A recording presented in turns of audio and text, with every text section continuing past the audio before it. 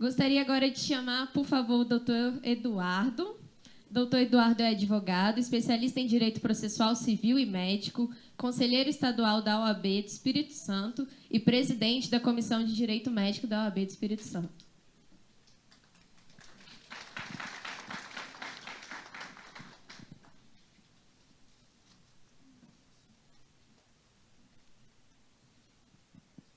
Obrigado pelas palavras, doutor Arlan. Até um pouco difícil, achei que seria difícil falar depois do doutor Rainer, mas depois do senhor foi complicado. A incumbência que a Comissão de Direito Cooperativo me deu, enquanto membro, foi trazer alguma reflexão sobre o ramo de saúde, sobre o ramo em que atuamos no direito cooperativo. Nós atuamos na área de saúde, aqui o doutor Pedro representando o sistema OCB e também o sistema Unimed, enquanto diretor da Unimed Federação, e em que lá somos assessores, atuamos também pela Unimed Sul Capixaba, pela Unimed Vitória e em algumas outras empresas do sistema Unimed. A ideia nossa, e surgiu até, doutor Pedro, de uma situação que vivenciamos em 2018, que falava sobre os medicamentos de alto custo, que isso já vem sendo tratado em âmbito nacional e recentemente foi objeto de apreciação do Supremo, né, sobre, na questão do direito público, do fornecimento de medicamentos de alto custo pelo poder público, seja pela União, pelos estados e pelos municípios. Mas trazendo para a nossa realidade do direito cooperativo e para a realidade do sistema Unimed, isso sempre foi uma dificuldade, e se aumentou essa dificuldade a partir dos entendimentos do judiciário que vem sendo aplicados de 2018 para cá.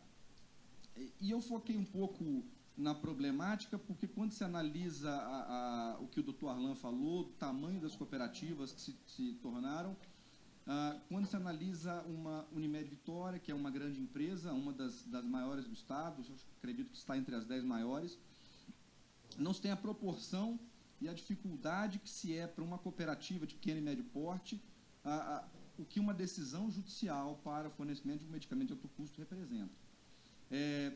Então, eu venho trazendo um pouco do histórico, eu achei que o doutor Arlan falaria também sobre um pouco do cooperativismo no Brasil, fui um pouco sucinto sobre o histórico, e eu preciso dizer, para contextualizar o sistema Unimed, e também depois entrar no cerne da questão, que são os reflexos, são os impactos financeiros que essas decisões judiciais trazem para as cooperativas médicas, e na nossa realidade aqui no Estado. Em 1889 surge a primeira cooperativa no Brasil, que é do ramo saúde, do ramo consumo, que foi no estado de Minas Gerais. A segunda cooperativa, até conversando com o Dr. Rainer, foi do sistema do ramo crédito, foi em 1902, no sul do país. Só em 1967 que surge a primeira cooperativa médica, de trabalho médico, que foi no estado de São Paulo, no município de Santos. Lá foi a Unimed pioneira, foi a cooperativa médica pioneira do sistema Unimed, mais precisamente em 18 de dezembro, e que ela foi criada, na verdade, para estimular o trabalho, para fortalecer o trabalho médico, que vinha sofrendo grandes ataques das empresas mercantis à época.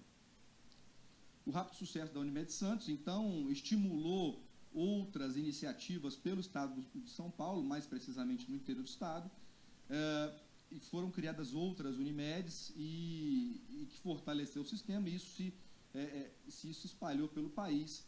E aqui, no estado do Espírito Santo, a primeira cooperativa de trabalho médico, existem as cooperativas de especialidades médicas também, como citado pelo doutor Arlan, mas aqui eu sempre trago a ideia do sistema Unimed.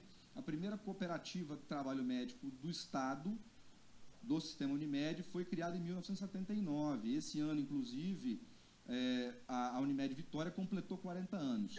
Depois da Unimed Vitória, vieram as outras Unimedes, as outras singulares, que compõem o sistema Unimed no Estado do Espírito Santo, que são a Unimed Sul Capixaba, a Unimed Norte Capixaba, Noroeste e a Piraquiaçu. Hoje o sistema Unimed, e aí eu falo em termos de Brasil, ele representa 84%, ele tem um alcance de 84% sobre o território nacional, formado por 348 cooperativas médicas com 114 mil médicos cooperados. É um número relevante, e são dados de 2017, eventualmente pode ter um dado um pouquinho menos ou um pouquinho mais, tanto de cooperativas, pela dificuldade que tem sido o mercado do ramo saúde, especificamente. Então, esses dados podem estar desatualizados um pouquinho. A Unimed, o sistema Unimed hoje é a maior rede de assistência médica do Brasil, e ele é composto por cooperativas, daquelas 348 cooperativas, são compostas por singulares, federações e a Confederação Nacional. As Unimedes locais, e aqui, como citei a Unimed Vitória, elas atuam no âmbito municipal, agregando vários municípios. As Unimedes singulares se organizam em federações, e as federações se organizam em uma confederação. Trazendo para uma realidade muito brasileira do futebol, é como se os times organizam-se em federações e as federações se organizam na Confederação Brasileira de Futebol, para ficar mais claro. Existe uma operadora nacional do sistema, que ela atinge o território brasileiro todo, atinge esses 84% de capilaridade no Brasil, que é a Central Nacional Unimed, e ela presta o serviço através das suas singulares. E aqui eu começo a entrar um pouco, a delimitar um pouco o objetivo da nossa exposição, que é um pouco sobre as cooperativas de pequeno e médio porte. As cooperativas singulares, elas são diferenciadas em 3 categorias. As cooperativas de pequeno, que representam até 19.999 beneficiários.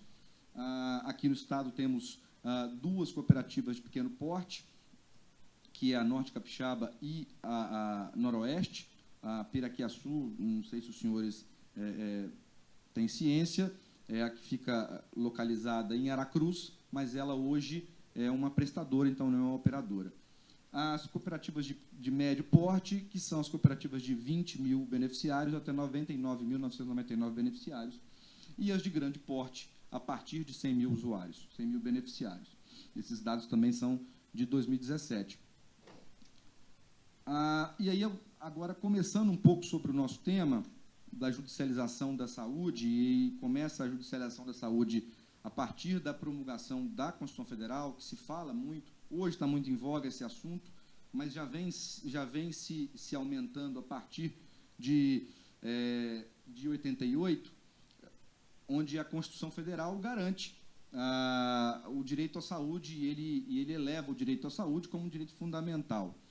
A partir daí, outras legislações que tratam também do tema, ou regulam, de alguma forma, a relação entre operadoras e beneficiários, que é o Código de Defesa do Consumidor, que desde 1990 ele vem para dirimir as divergências criadas tanto na abusividade, de eventuais abusividades de algumas praticadas por algumas operadoras. De 90 até 98, percebeu-se a necessidade de a edição de algo mais específico, de uma legislação mais específica, que trouxesse uma luz ao ramo saúde, ou regulamentasse de alguma forma o negócio das cooperativas médicas, e foi a edição tanto das cooperativas médicas como das operadoras de saúde como um todo. Foi a edição da Lei 9656, que é a lei que, se os senhores atuam no ramo de saúde ou no ramo de plano de saúde, tem a noção de que é a lei que regulamenta a operação de plano de saúde. E ela também vem para trazer luz sobre as divergências existentes entre as operadoras e os beneficiários. A partir do momento da edição dessa legislação específica, da 9656, e no intuito de fazer valer os regramentos instituídos por ela, o Ministério da Saúde entende pela necessidade de a criação de uma agência reguladora, em que ela consiga implementar a regulação de forma mais efetiva, criar mecanismos de controle para trazer também segurança tanto para as operadoras quanto para os beneficiários, que foi a criação da Agência Nacional de Saúde Suplementar pela Lei 9961 de 2000. De lá para cá, a gente vem enfrentando uma série de problemas. O judiciário, de um modo geral, como o doutor Arlan mesmo citou, ele, em alguns momentos, ele não entende muito as particularidades do que é a operação de plano de saúde, sempre trazendo as decisões muito na ideia de direito à saúde como um direito universal, esquecendo um pouco do que foi contratualizado, esquecendo um pouco o que foi contratado por ambas as partes.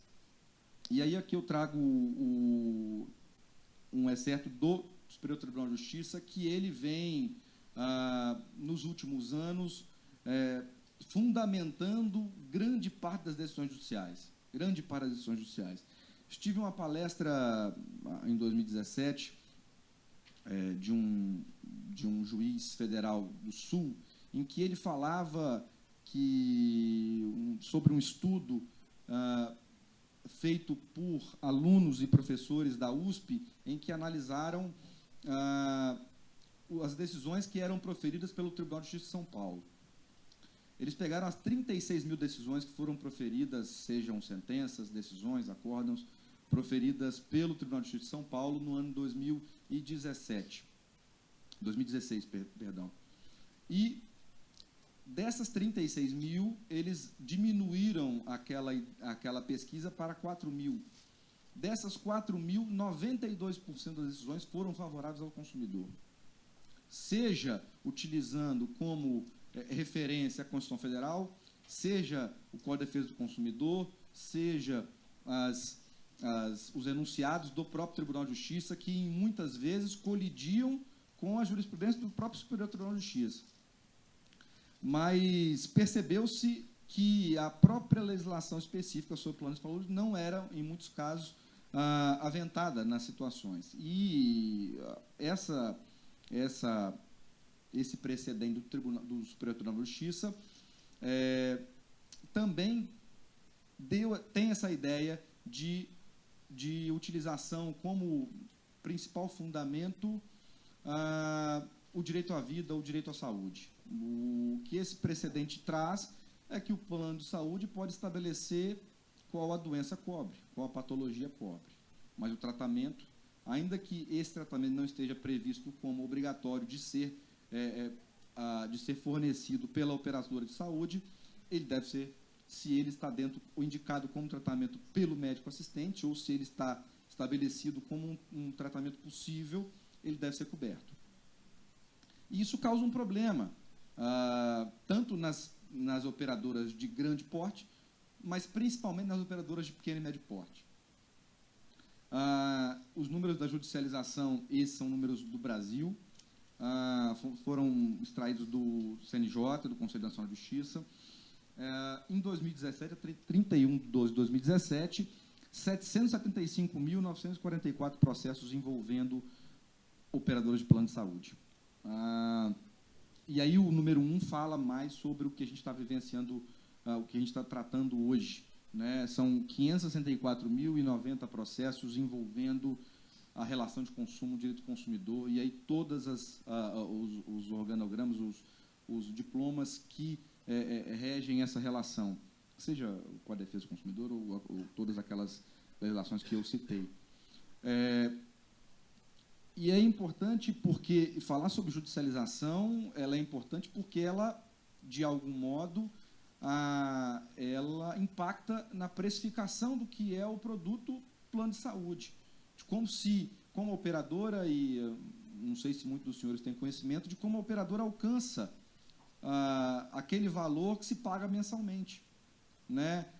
Como se chega a esse cálculo, da onde que surge, e a gente vê muito isso no dia a dia de processos em que atuamos, a grande maioria das pessoas sequer tem conhecimento de como se alcança esse valor.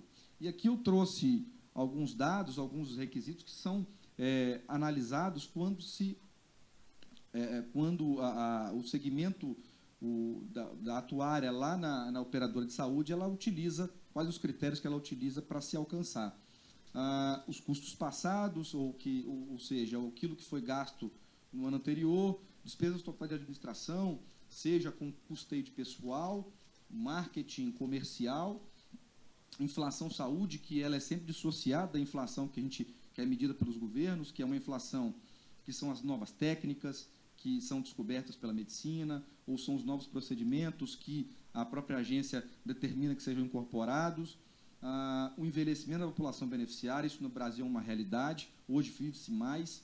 Há 20 anos, esse ano, Dr. Pedro, entrou com cumprimento de sentença um usuário, e o processo dele foi em 2000. E em 2000, e eu estou falando isso porque em 2000 a expectativa de vida era de 67 anos. Hoje nós já falamos em 76 pelo IBGE. Então, isso é algo que, de fato, é muito relevante para operações de planos de saúde, porque a população vai envelhecendo e os novos, muitas vezes, eles não conseguem compensar esse envelhecimento da população beneficiária. E, por fim, o dimensionamento de provisões técnicas que a agência reguladora exige, que, em momentos de crise, seja o socorro das operadoras, e, às vezes, tem operadoras que têm que provisionar, ou que têm que guardar em caixa valores muito substanciais, né? Valores em milhões, 20, 30, 50, 100, e depende do muito tamanho, de pequeno, médio e grande porte.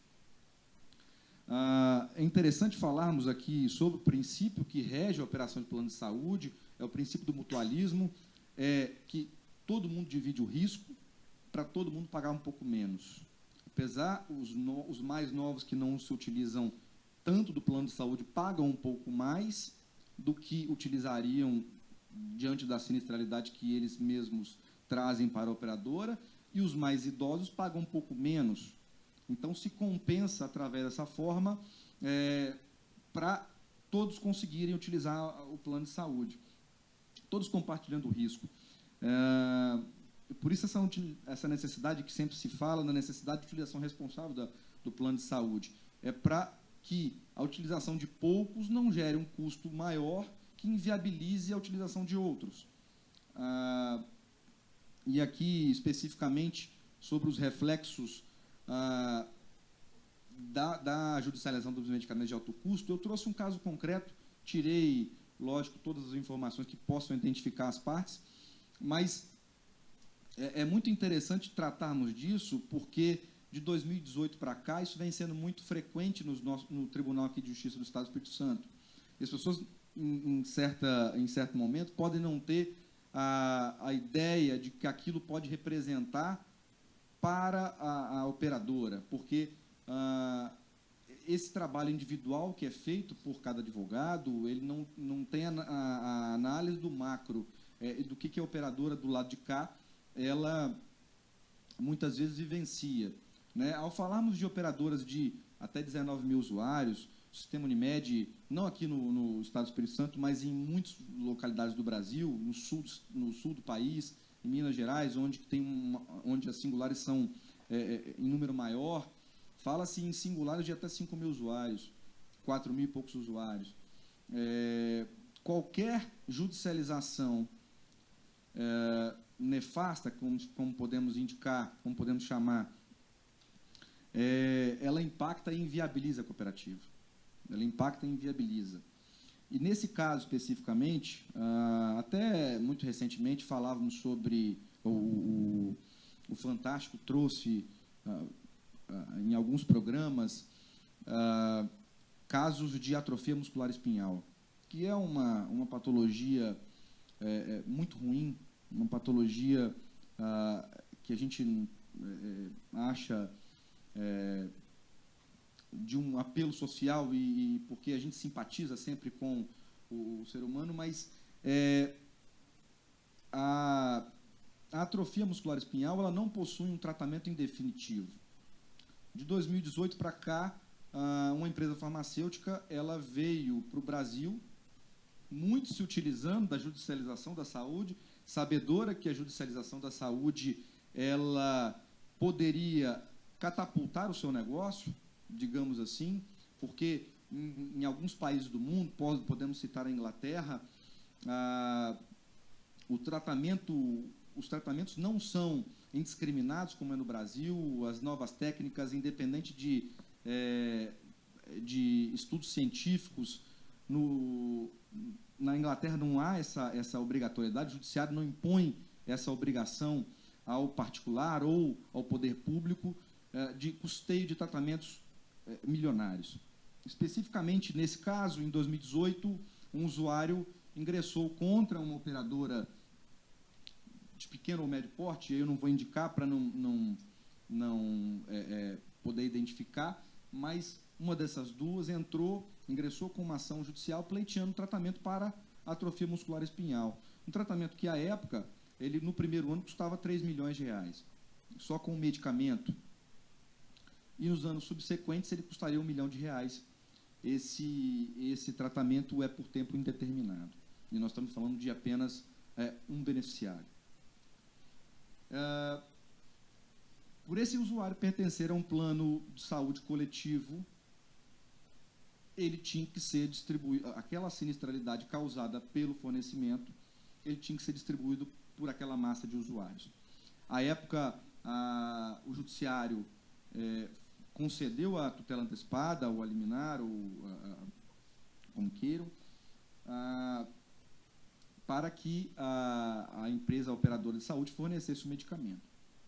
E, diante dessa situação, começamos a refletir sobre os potenciais reflexos ou os impactos financeiros que essa demanda traria para a empresa, para a operadora, e precisávamos trazer alguns dados concretos para o judiciário, para que o judiciário entendesse que aquela decisão tinha um impacto relevante. E o impacto seria esse. Aquele contrato específico daquela criança, ela tinha uma sinistralidade, ou seja, ela tinha uma utilização, uma despesa, apenas com a utilização do plano pelos usuários, de 85%, um pouco mais de 85%. Com a incorporação daquela decisão apenas, ou seja, da decisão de apenas para a incorporação de um medicamento, ela pularia no primeiro ano para 100% na sinistralidade projetada, pulando de 85% para 100%.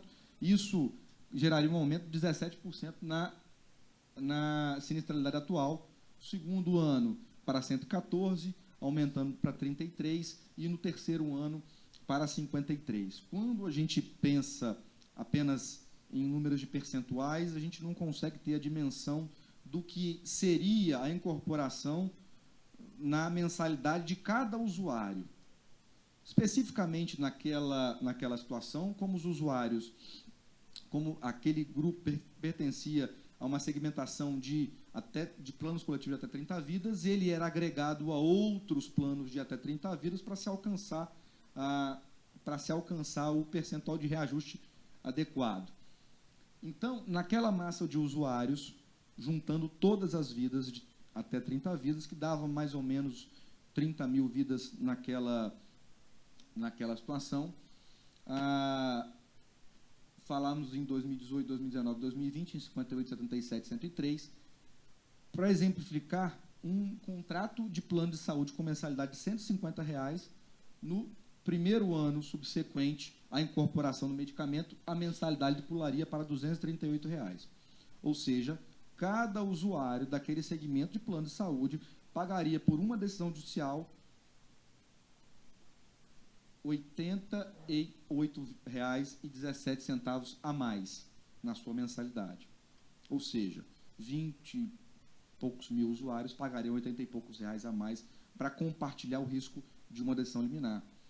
No segundo ano, essa mesma mensalidade pularia para R$ 421,70 pela incorporação de uma decisão judicial, e no ano subsequente para R$ 858.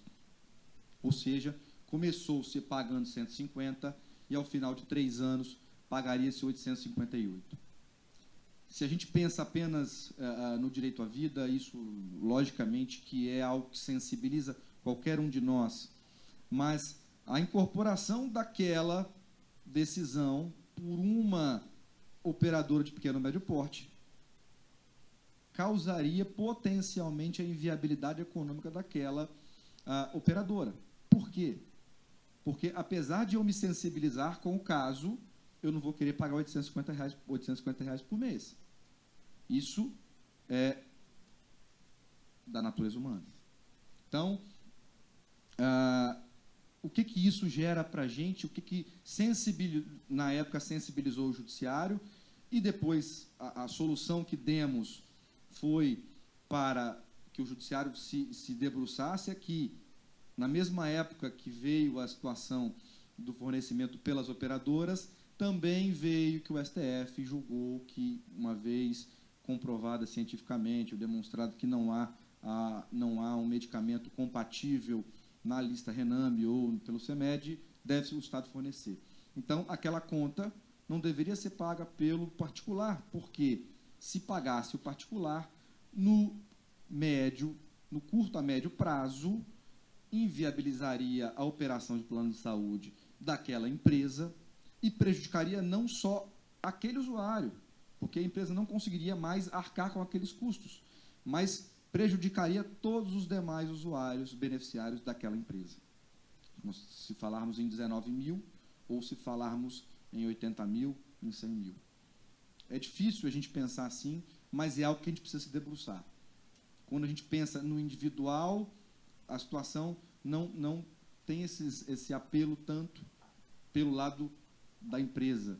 Mas se a gente pensa no coletivo, em que o impacto que trará para a coletividade, de um modo geral, que o impacto que essa decisão judicial trará para toda aquela massa de usuários, deixando os órfãos de operação, de operador de plano de saúde, algo a se ter em mente. Então, as conclusões que eu coloquei vai muito nesse sentido. A judicialização indiscriminada, e a gente, enquanto advogado, tem essa responsabilidade. Eu, à frente da Comissão de Direito Médico, sempre falo isso com os meus colegas, que a gente tem a responsabilidade, enquanto advogado, de analisar o direito adequadamente. Porque um processo indiscriminado que a gente ajuiza, ele pode ter um impacto que a gente não consegue visualizar dentro do nosso escritório. Mas, se analisar um contexto macro da situação, é um impacto bem relevante para as cooperativas. E porque a debandada de usuários, por esse aumento significativo de mensalidade, ou cria-se um ambiente hostil para a operação dos planos de saúde, prejudica o próprio cliente dele. Então, essa era a mensagem que eu queria deixar, e essas eram as reflexões que eu queria fazer sobre a judicialização indiscriminada que muito se vivencia hoje em dia. Basicamente era isso. Eu queria agradecer a oportunidade aqui do convite do Dr. Arlan, queria agradecer ao Dr. Pedro, Dr. Capetini e a todos os colegas aqui presentes. Obrigado.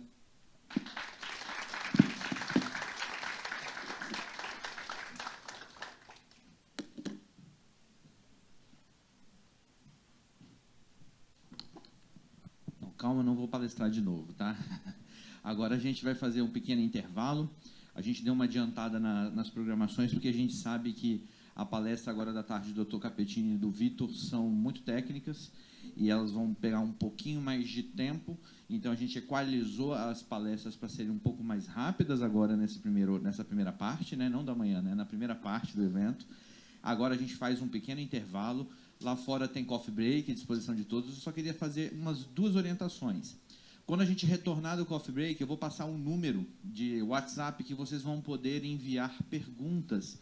Ao final, tanto o doutor Eduardo, o doutor Capetini e o Vitor estarão aqui. A gente vai fazer uma pergunta para cada um, de preferência técnica. A gente já mandou esse número de WhatsApp no e-mail de orientações, mas a gente vai reforçar, tá? Para que a gente vá recebendo as perguntas para o WhatsApp. Vamos fazer um filtro e cada palestrante vai responder a uma pergunta a mais polêmica que a comissão julgar mais pertinente com o tema apresentado. As demais perguntas vão ficar sem resposta? Não. Os palestrantes, após o evento, vão receber um compilado com as perguntas, vão fazer as respostas e a gente, comissão, fica responsável de encaminhar para o e-mail que a gente tem de vocês. Eu só peço para que quando fizerem a pergunta, quando eu passar o número de WhatsApp, também ponha o seu nome, porque com o seu nome no seu cadastro, eu vou saber para quem eu vou indicar a resposta, tá bom? Lá fora vai ter um coffee break, a gente retorna às 16 horas em ponto, né? E depois a gente vai ter momentos ao final de perguntas e sorteios para a gente se congraçar e conhecer uns aos outros. Obrigado, até daqui a pouco.